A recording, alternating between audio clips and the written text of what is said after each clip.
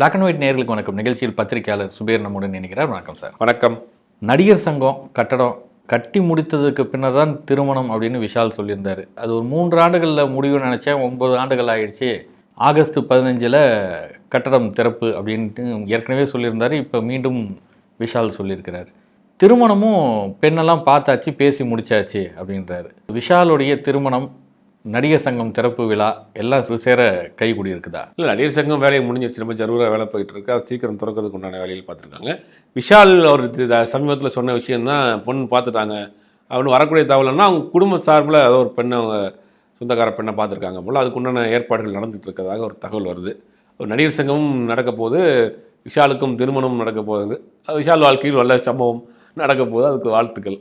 Tourist family படம் ஒரு பெரிய வரவேற்பை பெற்றிருக்குது. ஒரு புது இயக்குனர், அந்த இயக்குனர் இந்த மாதிரி கதைக்களம் நீங்களே நம்ம நிகழ்ச்சியில் பேசியிருக்கிறீங்க. அந்த சக்ஸஸ் மீட் நடந்திருக்குது. அதில் சசிகுமார் சொன்ன ஒரு விஷயம்தான், திரைப்படத்துறையில் இருக்க எல்லாரும் சிந்திக்க வேண்டும், இப்படி ஒரு பாதையை தேர்ந்தெடுத்து கொள்ள வேண்டும் அப்படின்ற ஒரு நிலைப்பாட்டை கொண்டு வந்திருக்குது. அதாவது இந்த படம் வெற்றி அடைந்திருக்குது, இந்த படம் வெற்றி அடைந்ததற்காக நான் என்னுடைய சம்பளத்தை உயர்த்த மாட்டேன், ஏன்னா திரைப்படத்துறை அவ்வளோ மோசமாக இருக்குதுன்னு பேசியிருக்கிறாரு. இது சசிகுமாரோடைய இந்த பேச்சு எப்படி இருக்குதுன்னு பார்க்குறேன். பலருடைய மனசாட்சியினுடைய குரலாக நீங்கள் சசிகுமார் பேசியிருக்காரு. உண்மையிலே அது பாராட்டக்கூடிய விஷயம், வரவேற்கக்கூடிய விஷயம். இந்த சினிமாங்கிறது ஒரு நம்பகத்தன்மை இல்லாத ஒரு தொழில். இப்போ நான் ஒரு டைரக்டர், நீங்கள் ஒரு ப்ரொடியூசர், நான் சொல்கிற என்னுடைய கற்பனை இலைக்கு நீங்கள் பணம் போடுறீங்க.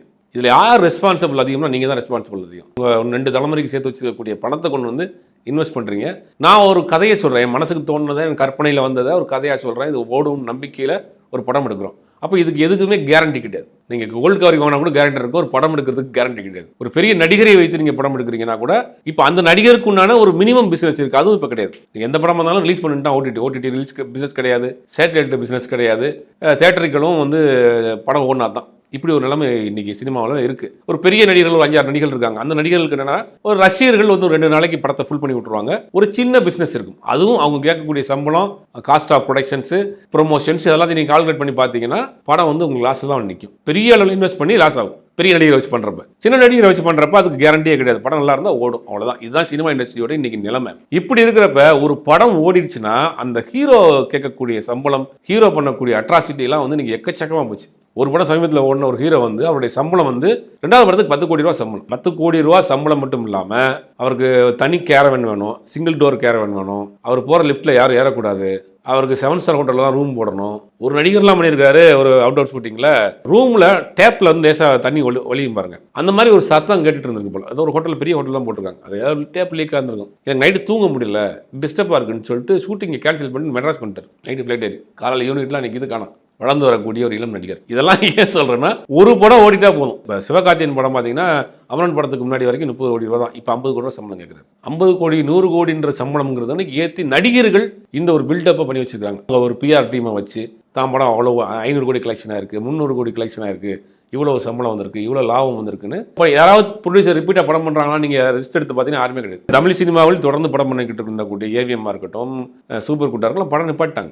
ஏன்னா வெற்றி பெறக்கூடிய அளவு வரைக்கும் அமைதியாக இருக்கக்கூடிய டேரக்டர்ஸ் வெற்றி பெற்ற பிறகு அவங்க நினைச்சதெல்லாம் எடுக்கிறாங்க. 250 நாள், 300 நாள், 4 மணி நேரம், 5 மணி நேரம் ஃபுட்டேஜ்லாம் எடுத்துகிட்டு தூக்கி போட்டுட்டு நான் 2.5 மணி நேரம் படம் பண்ணுறேன், 2.25 மணி நேரம் படம் பண்ணுறாங்க. அப்போ யாருடைய பணம்? அதாவது ஒரு இண்டஸ்ட்ரி அழிஞ்சிக்கிட்டே இருக்குது சார். அப்போனா ஒரு இண்டஸ்ட்ரி அழியுதுன்னா அதை கை கொடுக்க வேண்டியவர்கள் யார்? டெக்னீஷியனும் நடிகர்களும் இயக்குநர்களும். ஆனால் அவங்க என்ன பண்ணுறாங்கன்னா, அவங்க சம்பளத்தை ஏற்றிட்டு இருப்பாங்க. சினிமா இறங்கிட்டு போகுது, நடிகர்களுடைய சம்பளம் ஏறிட்டு போகுது.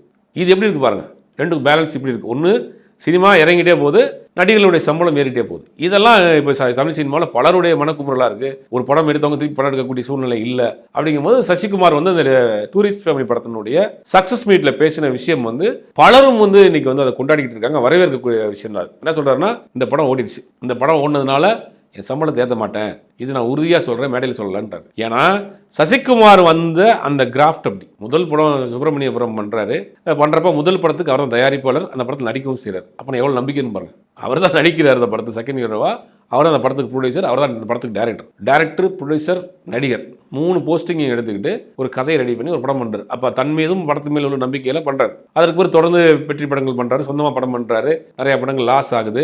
லாஸ் ஆனதில் அவருடைய மச்சான் ஒருத்தர் கடன் தொல்லைனால தற்கொலை பண்ணிட்டாருன்றதெல்லாம் நமக்கு தெரியும். அப்போ சினிமாவில் அடிபட்டு மிதிச்சு எந்திரிச்சு வந்திருக்கிறார். ஒரு தயாரிப்பாளருடைய வேதனை தெரியும், ஒரு நடிகருடைய வேதனை தெரியும், ஒரு டிஸ்ட்ரிபியூட்டருடைய வேதனை தெரியும், ஒரு இயக்குநர்களுடைய வேதனையும் தெரியும். அதனால என்ன பண்றாருன்னா இந்த சினிமா இண்டஸ்ட்ரியோடைய நிலைமையும் தெரியும். அதனால என்ன சொல்றாருன்னா நான் சம்பளத்தை ஏற்ற மாட்டேன். டூரிஸ்ட் ஃபேமிலி படத்துல எல்லாம் சசிகுமார் வந்து செலவு பண்ணாதீங்க சொல்லிட்டு இருந்தாப்லையா. நம்மளை வச்சு படம் பண்றீங்கப்பா, இவ்வளவுதான் நம்மளுக்கு பிசினஸ் ஆகும், அதுவுமே கேரண்டி கிடையாது, பெருசாக செலவு பண்ணிடுறாதீங்க, சாங்லாம் ரொம்ப இமேஜின் பண்ணி வெளிநாடுகள்லாம் யோசிச்சிடாதீங்க, எவ்வளோக்கு ஷார்ட்டாக பண்ண முடியுமோ பண்ணுங்கன்னு ஒரு டேரக்டராக ஒரு ப்ரொடியூசராக அந்த டீம்ல சொல்லிட்டே இருந்திருக்காரு. அப்போ அந்த இதை வந்து சொல்றது வந்து உண்மையிலேயே எல்லா நடிகர்களும் இது வாரமாக எடுத்துக்கணும். இன்னைக்கு சினிமா இண்டஸ்ட்ரியில் வந்து நேரடியாக பணம் போட்டு தயாரிப்பாளர் கிடையாது. கேர் பிசினஸ்ல மாதிரி வந்துருச்சு. இப்போ நீங்கள் ஒரு ப்ரொடியூசர், நான் டைரக்டர், ஒருத்தர் ஹீரோ, 3 பேர் சேர்ந்து படம் பண்ணுவோம், ஓடுறது லாபம் எடுத்துக்கிறோம். இப்போ ரெட்ரோ படம் வந்து விமர்சன ரீதியாக நிறைய இப்போ வந்தாலும் கூட அந்த படம் வந்து லாபம்.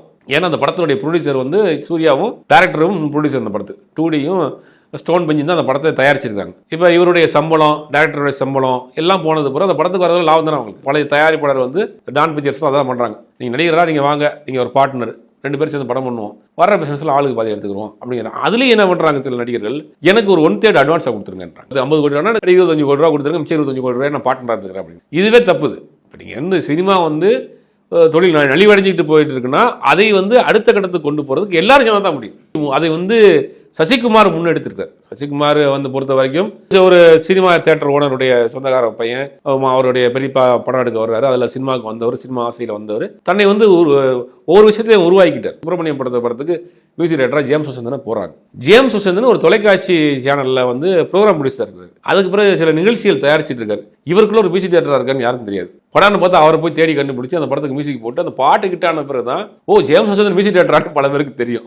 அந்த மாதிரி ஒரு சொந்த படம் எடுக்கிறார். அந்த படத்தை நான் நிறைய நடிகர்கள்ட்ட கேட்கிறாரு, டேட் கிடைக்கல, அப்புறம் நானே நடிக்கிறாரு. ஒரு விஷயமா வந்து ஒரு எக்ஸ்பெரிமெண்ட் எடுத்துட்டாரு. சொந்த படம் எடுத்து நிறைய நஷ்டமானார். இப்போ பாலுமகேந்திரா தன் குருநாதர் பாலாவுடைய குருநாதர், அவர் ஒரு நாள் ஆஃபீஸுக்கு வர்றாரு, வந்து சச்சிகிட்ட கேட்குறாரு, இந்த மாதிரி நான் ஒரு படம் பண்ணணும் சச்சி, நீ ப்ரொடியூஸ் பண்ணணும். மறுப்பே இல்லை. அப்போ பலரும் சொன்னது பாலுமகேந்திரா வந்து வயசாகி போச்சு, உடல்நிலை சரியில்லை, இவரை வச்சு படம் பண்ணுறீங்க, படம் பிஸ்னஸ் ஆகுமான்னு தெரியல. அவரை சசி சொன்ன வார்த்தை, ஒரு பெரிய மனிதர், ஒரு லெஜண்ட் வந்துட்டார் என் ஆஃபீஸ்க்கு, லாப நஷ்டத்தை தாண்டி அவருக்கு நம்ம ஒரு படம் பண்ணணுங்கிறதுக்காக தலைமுறையில் ஒரு படம் பண்ணுறாரு. இந்த மாதிரி சினிமாவை ஒரு ஆத்மார்த்தமாக நேசிக்கக்கூடிய நபராக இன்னைக்கு சசிகுமார் இருக்கிறாரு. அவரை பற்றி நிறைய இன்னைக்கு இண்டஸ்ட்ரியில் பெருமையாக பேசிட்டு இருக்காங்க. உண்மையிலேயே நல்ல விஷயம், நல்ல முன்னெடுப்பு எடுத்திருக்காரு. நேற்று கூட அந்த கேப்டனுடைய பையனுடைய ஆடியோ லான்ச்சில் கூட ஒரு பேசியிருந்தார். ரொம்ப சென்சிட்டிவாக பேசியிருந்தார். நான் வந்து வர நிகழ்ச்சிக்கு வரல, வெளியூர் போகிறதா இருந்துச்சு. அப்புறம் சண்முக பாண்டியன் ஃபோன் பண்ணாரு, நான் வர்றேன்னு சொல்லிட்டேன். ஏன்னா கேப்டனுடைய பையன் என்கிட்ட வான்னு கூப்பிடக்கூடாது, அதுக்கு முன்னாடி நான் போயிடணும், அதான் நம்ம கேப்டன் செய்யக்கூடிய மரியாதைன்னு சொல்லி ஒரு விஷயம் பேசியிருந்தாரு. அது சினிமாவை வந்து நேசிக்கக்கூடிய நபராக, இதுதான் தொழில், நமக்கு இதெல்லாம் இருக்கிறோம், இதனால தான் தமிழாக இருப்போம், அந்த மென்டாலிட்டியில் இன்னைக்கு சசி பேசின விஷயம் வந்து பலரும் சினிமா துறையில் வந்து அவரை பாராட்டுறாங்க, வரவேற்கிறாங்க. இதை மற்ற நடிகர்கள் வந்து முன்னுதாரணமாக எடுத்துட்டு செய்யணும். ஏன்னா இண்டஸ்ட்ரி வந்து ஒரு அழிஞ்சிட்டு போகுது, இறங்கிட்டு போகுதுங்கிறப்ப அது எல்லாரும் சேர்ந்து தான் அதை காப்பாற்ற வேண்டிய இடத்துல இருக்காங்க. சசிகுமார் விஜயகாந்த் பையனுடைய நிகழ்ச்சியிலன்னு சொன்னீங்க, அந்த நிகழ்ச்சியில தான் டைரக்டர் ஏஆர் முருகதாஸும் பேசியிருக்கிறாரு.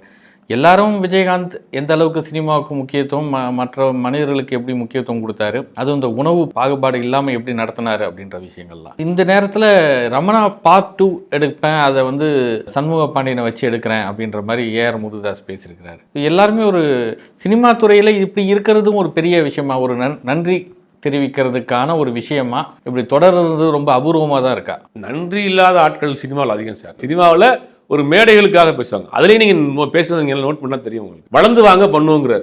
ஏன் இப்போ பண்ணக்கூடாது? இப்போ நீங்கள் வளர்த்து விடுங்க. ஏஆர் முருகதாஸ் நீங்கள் வளர்ந்து வாங்க, நம்ம ரமணா பார்ட் 2 பண்ணணும்.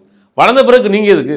இன்னைக்கு ஏஆர் முருகதாஸை படித்த படங்களே சரியாக போகல. இப்போ சண்முக பாண்டியன் வந்திருக்காரு. சண்முக பாண்டியை வளர்த்து விட வேண்டிய எல்லாருடைய கடமையும் இருக்குது. சினிமா இண்டஸ்ட்ரியில் அவ்வளோ பண்ணியிருக்காரு விஜயகாந்த். அவர் கம்பெனியில் சாப்பிடாத ஆளே கிடையாது, அவரால் உதவி பெறாத ஆளே கிடையாது. அப்போ எல்லாரும் சேர்ந்து அந்த பையனை வளர்த்து விடுங்க. அதை செய்யணும்ல. நீங்கள் வளர்ந்து வாங்க, நம்ம சேர்ந்து பண்ணுவோம்னா என்ன அர்த்தம்? ரமணா 2 பார்ப்போம், ஒன்றும் 10 வருஷம் கழிச்சு ஒரு வந்த பிறகு ரமணாங்கிற படம் இருக்கிறது பல பேருக்கு தெரியாது. அப்போ இன்னைக்கு வளர்ந்து வரப்போ நீங்கள் கை கொடுங்க, தூக்கி விடுங்க, வளர்த்து விடுங்க, அதை செய்யுங்க. இன்னைக்கு சசி பண்ணார்ல, விஜயகாந்த் அண்ணனோட பையன், அது என்னை வான்னு என்னை கூப்பிட்டு நான் அந்த இடத்துக்கு நான் விட்டுறக்கூடாது, நான் வரணும், நான் வந்து நிற்கிறேன் அப்படி நிற்கிறாப்புல. அதுதான் நம்ம செய்கிற உதவி.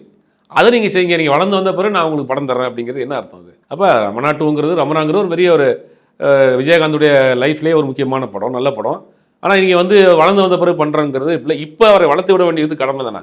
அப்போ அதை செய்யுங்க. அப்போ சினிமாவில் ஒரு மேடையில் வந்து ஒரு வீரவசனமாக பேசுறதுக்காக சில பேர் பேசுவாங்க.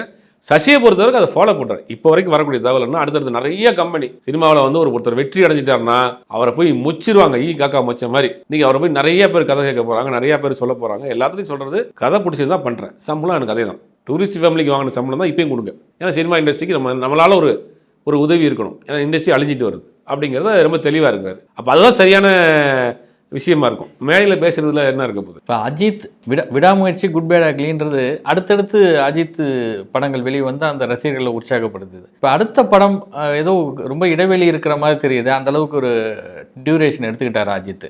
அடுத்த படம் வந்து இந்த வருஷம் மிடில் ஆரம்பிக்கிற மாதிரி இருந்துச்சு. இப்போ அக்டோபருக்கு போயிட்டார். நேற்று அஃபிஷியலாக ஒரு அனௌன்ஸ்மெண்ட் கொடுத்துருக்காரு. அக்டோபரில் தான் அடுத்த படத்தினுடைய ஷூட்டிங் ஆரம்பிச்சு 2026 சம்மரில் தான் அந்த படம் ரிலீஸ் ஆகும். அது வரைக்கும் எனக்கு வந்து ரேஸில் தான் ஒரு விஷயத்தில் நான் கான்சன்ட்ரேட் பண்ணால் அதில் தான் இருக்கணும். இப்போ ரேஸுக்கு போகிறேன். ரேஸுக்காக கிட்டத்தட்ட 40 கிலோ வெயிட் லாஸ் பண்ணியிருக்கேன். வந்து எனக்கு இதுலேயே எனக்கு ஃபுல் கான்சன்ட்ரேட் பண்ண வேண்டியதாக இருக்குது. அதனால் பட விஷயங்கள் வர முடியாது.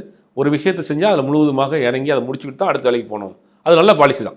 அஜித்தை பொறுத்த வரைக்கும் 2 படம் இது வரைக்கும் பண்ணதே கிடையாது. லைஃப்பில் அவர் 2 படம் பண்ணது வந்து விடாமுயற்சியும் குட் பேட் அக்லியும் தான். அது விடாமுயற்சி தள்ளி போனதுனால 2 படம் ஒரே நேரத்தில் ஷூட்டிங் பண்ண வேண்டியதாச்சு. ஒரு படத்தில் நடிச்சு முடிச்சு அந்த படம் ரிலீஸ் ஆன பிறகு ஒரு 2 மாதம் ரெஸ்ட் எடுத்துட்டு அடுத்த படம் ஆரம்பிப்பார். இப்படிதான் அவருடைய லைஃப் கேரியரில் வச்சுக்காரு. காசு கிடைக்கிறதுக்காக 2-3 படம் ஒரே இடத்துல பண்ணுறதெல்லாம் பண்ண மாட்டார். இப்போ இந்த ரேஸுங்கிறது அவர் ஒரு பேஷன், லைஃப்பில் ஒரு பெரிய வாழ்நாள் கனவாக இருக்கக்கூடிய விஷயம். அதை பண்ணிட்டு இருக்கிறாரு. அதில் ஆச்சரியப்படக்கூடிய விஷயம் அது சார். அது ஒன்று எக்ஸ்ட்ரீமு.